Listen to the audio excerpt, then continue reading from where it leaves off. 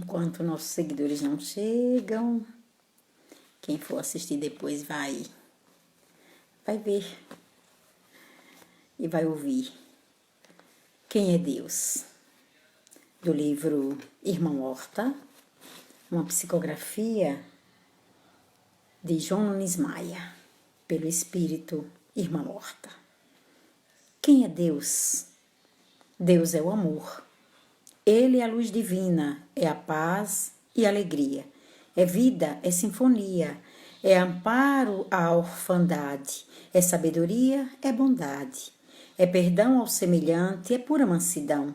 É benevolência altruística, é o trabalho operante, é o piscar das estrelas, é o correr dos riachos, é o canto dos pássaros.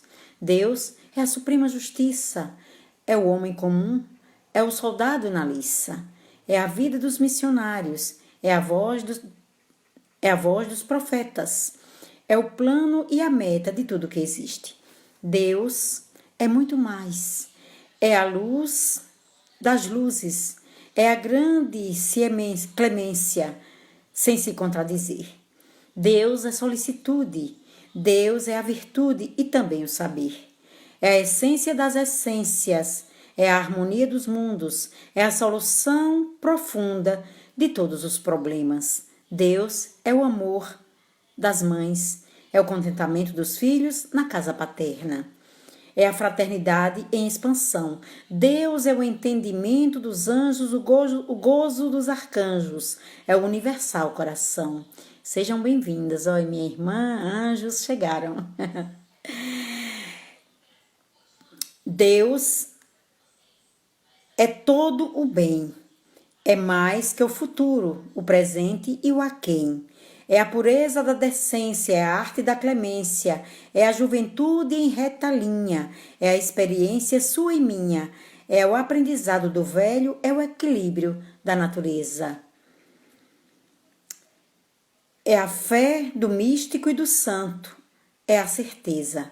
Deus é a ciência em expansão, é a filosofia instruindo, é pura religião. É a educação, a nobreza. Deus é o céu, é o mar.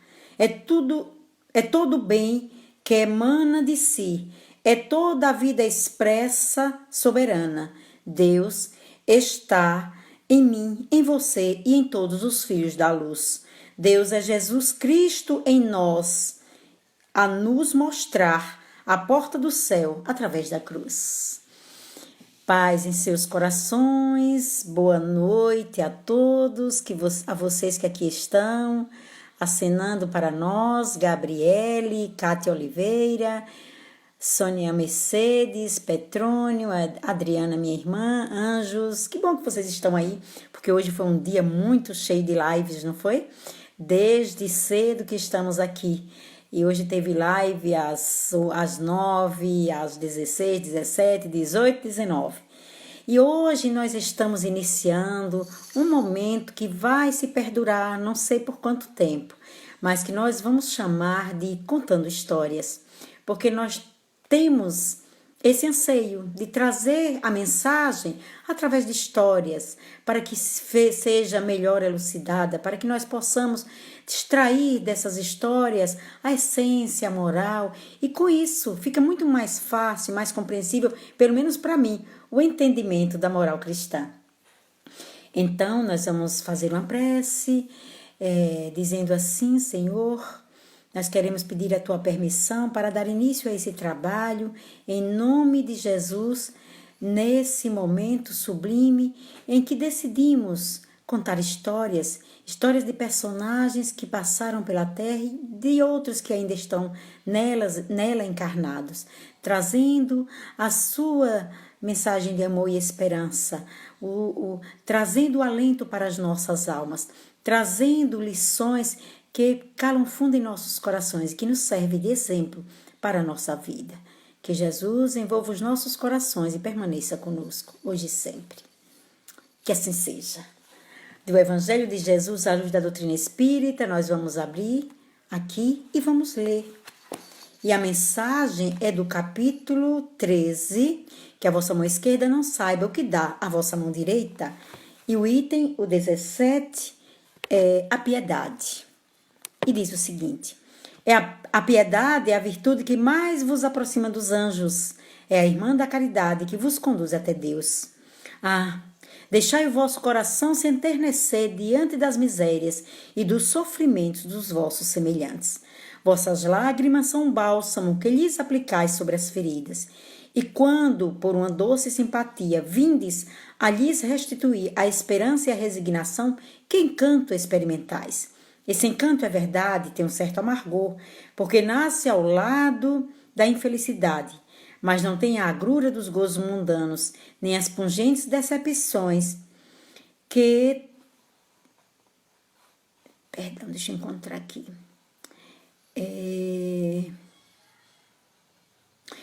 Pronto.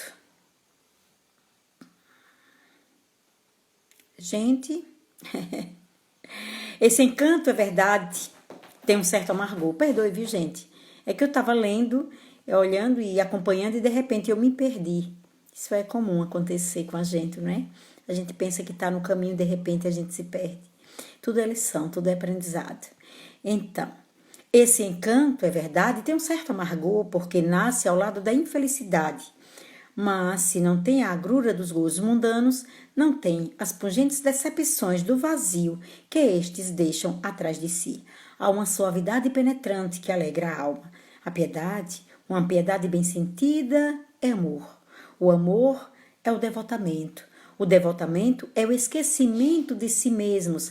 E esse esquecimento, essa abnegação em favor dos infelizes é a virtude por excelência, a que praticou em toda a sua vida o divino Messias e que ensinou em sua doutrina tão santa e tão sublime. Quando essa doutrina retornar à sua pureza primitiva e for admitida por todos os povos, dará felicidade à terra, nela fazendo reinar, enfim, a concórdia, a paz e o amor. Bela lição profunda. E uma lição que foi escolhida, não foi escolhida antecipadamente, mas foi aberto o evangelho assim, de uma forma aleatória, ela vai calar e fundo em nossos corações e vai casar com a história que nós vamos trazer. A piedade bem sentida é amor, o amor é devotamento, o devotamento é esquecimento de si mesmo. E quando nós nos apiedamos da dor do outro, muito embora isso nos cause um profundo mal-estar de pronto, a princípio, quando a gente vê aquilo dói, mas dói muito mais em quem está sofrendo. E sabe qual é o nosso movimento? O movimento que vem após essa sensação que a gente tem ao ver o nosso irmão em situação de miséria? O sentimento seguinte é o de caridade, é o de amor, que é caridade em ação. E aí a gente começa a movimentar as energias em favor do nosso semelhante. Essa piedade bem sentida é amor. Então vamos nos doar, vamos envolver os nossos irmãos necessitados com o nosso carinho, com a nossa caridade material, com a nossa caridade moral, com o ouvido, com a indulgência, com o perdão, o ouvido para ouvir a dor e o relato, o desabafo do nosso semelhante. Então o Evangelho nos convida a essa prática. Ah, mas nesse momento não dá, estamos distantes. Não. Estamos distantes fisicamente, mas para isso que existem as redes sociais. E vamos utilizar essas redes sociais da melhor forma possível. E a melhor forma é levando, através desse canal, a mensagem. É levando o nosso carinho, o nosso amor, a nossa gratidão. É ouvindo do outro quando nós não tivermos oportunidade de levar, mas emprestar os ouvidos ao outro que quer desabafar, que quer falar da sua dor, que quer expressar aquilo que ele está sentindo, que está precisando de um ombro amigo, de um ouvido que lhe ouça, que acalente o seu coração. É esse o nosso papel. Mas hoje nós vamos homenagear, porque nós gostamos de homenagear. E homenageando, contando as suas histórias de um sacerdote que passou pela terra, que viveu nas terras das Minas Gerais, na cidade de Mariana, que deixou seu legado, o irmão Horta, José Silvério da Horta, que plantou uma semente essa semente que frutifica, essa semente que produz o bem, essa semente que nós temos em abundância. Devemos plantar, porque não devemos enterrar esse tesouro, não devemos esconder, não devemos guardar, devemos distribuir, que é o amor, através da caridade. E o irmão Horta, um homem dado ao trabalho em favor do semelhante, um homem portador de diversos dons espirituais, um homem que tinha uma mediunidade muito ostensiva e que gostava muito de estar com o povo, de abraçar, de conviver e viver com o outro. E esse homem, nós vamos contar uma história dele, que é relatada através da mediunidade de João Nunes Maia, e ele próprio, o irmão Horta, quem conta. Em um momento da sua vida, ele tinha muita vontade de conhecer a cidade maravilhosa e chegou o dia de irmão Horta viajar para as terras maravilhosas do Rio de Janeiro.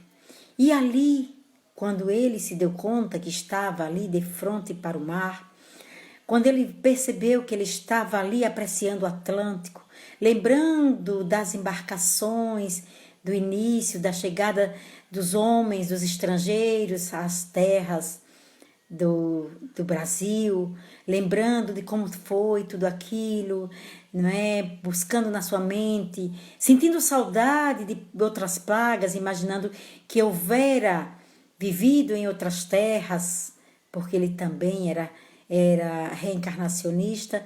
Então ele lembrava ali, na sua mente foi passando as lembranças, mas de repente ele também lembrou que logo ali, mais adiante, havia favelas. Isso no século passado. Já haviam favelas no Rio de Janeiro. E ele começou a caminhar em direção às favelas para poder estar com seus irmãos menos afortunados. E então, muito embora a gente sabe que a favela hoje, como antes, mas hoje muito mais, era uma região delicada de se andar. Um estrangeiro, um forasteiro, alguém de outra região, não era muito aceito em lugares como as favelas do Rio de Janeiro. Mas um padre naquela época, um sacerdote, ele era muito reverenciado e então ele começou a caminhar. E como era hábito seu, parar para conversar, cumprimentar as pessoas, ele tinha muito carinho, ele cumprimentava as pessoas com muito ânimo, com muita alegria, e as pessoas gostavam, paravam para ouvir o padre, para conversar com o padre. E então ele vai andando, adentrando as favelas, aquela favela. E aí, de repente, vem uma criança de mais ou menos uns 8 anos em sua direção, correndo, se agarra à sua batina e diz: Padre, por favor, pelo amor de Deus, venha até a minha casa. O meu pai vai matar a minha mãe e ela não é menos violenta. Padre, por favor, venha comigo. E o padre começou a tremer, né? E ele relata que começou a pensar: meu Deus, onde está a minha fé? Por que eu estou sentindo isso? Mas resolveu acompanhar a criança. E acompanhou a criança que foi subindo e descendo em ladeira, por becos estreitos. E ele com o coração disparado, as pernas tremendo, até que ele se defronta com o casebre. E o menino entra primeiro e pede ao padre para não avisar, para não dizer na sua casa que fora ele que o chamara para ir até a sua casa. Então o menino entra primeiro e o padre logo em seguida chega à porta da casa. Pede licença com um gesto, abençoando aquela família, abençoando a todos, e diz para a dona da casa, que estava com os cabelos desgrenhados, as veias do pescoço tudo à mostra, o homem com o rosto em brasa fervendo, o olhar esgazeado, e ele diz: Senhora, eu estou com muita sede, vocês poderiam me dar um copo com água? E os dois pararam. E o homem fez o sinal para que ela fosse lá dentro pegar um copo com água.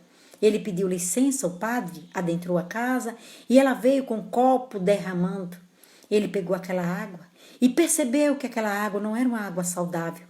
Ela estava impregnada de energia deletéria, mas como ele havia pedido, então ele sorveu aquela água, que ele tinha certeza ia lhe fazer mal. E naquele instante a mulher aproveitou da presença do sacerdote, do reverendo, e começou a relatar, e começou a trazer para aquele momento um rosário de lamentações e de coisas negativas a respeito do seu companheiro, que imediatamente, tomado de fúria, sacou de uma arma. Sacou de uma arma e atirou. A mulher, com a esperteza de um felino, saltou de lado. E as balas, os 2 projéteis, atingiam um quadro que estava na parede, com a mensagem, com a foto de Jesus. Não sei se vocês conhecem, uma foto de Jesus que se chama Coração Magoado, onde o Cristo está ali com a imagem do coração e aquele semblante de melancolia, de dor. E ao atingir aquele coração do Cristo, naquele retrato na parede, começou a brotar dali um líquido vermelho qual sangue. E o homem a ver, ao perceber que do coração de Jesus, que estava na parede, do quadro, estava derramando aquele líquido vermelho e no seu entendimento se tratava de sangue do Cristo, caiu de joelhos, em prantos, a chorar. A mulher, não menos assustada e também comovida, começou também a chorar. O padre, que tinha as pernas em frangalhos, tremendo, sentou-se assustado e o povo começou a chegar para ver quem tinha matado, quem tinha morrido. Graças a Deus, naquela época não tinha televisão, não tinha imprensa. E aí o garoto chegou, puxou o padre e cochichou no ouvido: Padre, me perdoe. Essa foto aí, esse líquido vermelho é tinta. Lá na escola, a professora não queria que meu amiguinho escrevesse com tinta vermelha. Aí eu trouxe o frasquinho e coloquei atrás do coração de Jesus. E o padre disse: não conte, não fale, deixe que seu pai pense que ali é sangue. E depois de um tempo, de alguns minutos, o homem levantou-se chorando, abraçou-se à esposa e o padre olhou para eles e disse: tá vendo? Vocês estão vendo? O coração de Jesus está sangrando. Isso é um sinal de que a paz deve reinar nessa casa. Isso não pode mais acontecer. Vocês têm que aprender a amar um ao outro. E o padre pediu licença para levar aquele quadro para casa e disse: olha, esse coração magoado não pode mais permanecer nessa casa. E a mulher imediatamente arranjou um pedaço de tecido, o padre envolveu o quadro com um pedaço de tecido e levou para a igreja e disse para eles: de hoje em diante, não mais briguem, porque Jesus, o sangue de Jesus tem poder e ele vai salvar vocês. E levou o quadro para a igreja e abençoou a família e foi embora. E o tempo passou e anos depois, irmão Horta ficou sabendo que naquela família nunca mais houve uma discussão, nunca mais aqueles membros atentaram um contra a vida do outro. E no instante que aquela notícia chegou aos ouvidos do irmão Horta, de Padre Horta, ele caiu de joelhos, ali na rua mesmo, onde o portador da notícia houvera lhe dado. As pessoas já eram acostumadas com alguns movimentos estranhos de Padre Horta, com a forma estranha dele se comportar. E ali mesmo na rua, ele orou. Alguns outros padres que estavam passando, vendo o padre naquele comportamento, questionou. E ele disse: eu quero que vocês saibam que o sangue de Cristo, mesmo não sendo de verdade, promove milagres.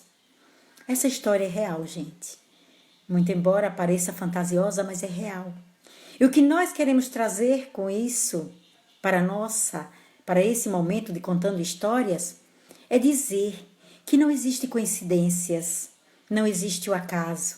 Existem espíritos que nos influenciam. Irmão Horta, apreciando a beleza do mar, fazendo em sua mente aquelas conjecturas, ele conectou-se com espíritos amigos. Quando ele lembrou da favela, Quando ele lembrou que ali havia irmãos sofredores, que ele precisava ir lá abraçar, levar uma palavra de conforto, levar a mensagem de Jesus, naquele instante, espíritos amigos conduziram aquela criança. Porque naquela casa não tinha só aquela criança, não, aquela era mais velha. As menorzinhas correram para a casa dos vizinhos, porque ali estava prestes a acontecer uma tragédia. Espíritos se influenciam em nossa vida, sim, muito mais que imaginais. E de ordinário são eles que nos dirigem. Está no livro dos Espíritos, nós já falamos sobre esse item. E então, naquele instante, casou. A criança foi guiada, a criança entrou em oração, foi guiada. Um espírito que naquela casa certamente era o mais evoluído. E foi em busca e encontrou ajuda. Então, sabe o que nós precisamos nesse momento? Nós precisamos acreditar que anjos existem, que espíritos nobres existem a nos guiar, a nos orientar. Nunca nos desesperemos, nos entreguemos à oração. Sempre haverá uma luz a guiar nossas vidas. Sempre haverá alguém que vai nos socorrer no momento da necessidade. Não percamos a fé nem a esperança. Acreditemos na proposta, na mensagem de Jesus, na sua mensagem de amor e esperança. Quando ele diz, nenhuma das ovelhas que o Pai me confiou se perderá. Nós somos essas ovelhas. E vamos agradecer a Deus por esse momento de contando história. E próxima semana estaremos de volta, contando mais histórias. Quem sabe do irmão Horta, dando continuidade. Quem sabe uma outra história que pode me vir à intuição. Mas aqui estamos para trazer Jesus para a nossa casa íntima. Para dizer que todos nós somos peças fundamentais desse grande quebra-cabeça da vida. Somos as peças do quebra-cabeça de Deus. E aqui estamos com um propósito único de atingirmos a perfeição relativa. Para tanto, trabalhemos, porque um dia todos nós seremos anjos. Vamos trabalhar e acreditar. Sejam bem-vindos, agora que estamos encerrando. Minha querida irmã Adriana, muito obrigada. Ilma, nunca mais, muito obrigada. Roberta Rocha, Creuza Tavares, Rezinha, Aleno Trimeterno, eu não sei o nome, mas é porque o Instagram a gente tem que criar, não é? Lourdes Lima, Gilza Menezes, Melri Cantora, nossa querida, nossa gente, que bom. Micaela Nascimento, que bom, Micaela, que você está aí. Simone, Laudeci, Genivaldo, nossa, vocês, Gabriele, gente, vocês são corajosos, foi um dia todo de live, praticamente todos vocês estavam em todas as outras lives, nossa eterna gratidão, é um prazer muito grande, é uma alegria, fique em paz, que o Senhor envolva os nossos corações, e nós queremos finalizar dizendo assim, qual de nós não tem nenhum defeito? Qual de nós não tem uma virtude? Precisamos só achar o jeito de valorizar o lado rude. Vamos ajudar-nos mutuamente e somar as nossas qualidades para fazer um mundo diferente e tirar a força da maldade e suavizar o lado rude. Viu, gente? Não é valorizar, não, é suavizar o lado rude. Então, que Jesus envolva os nossos corações. Muita paz, muito obrigada a todos. Até a próxima.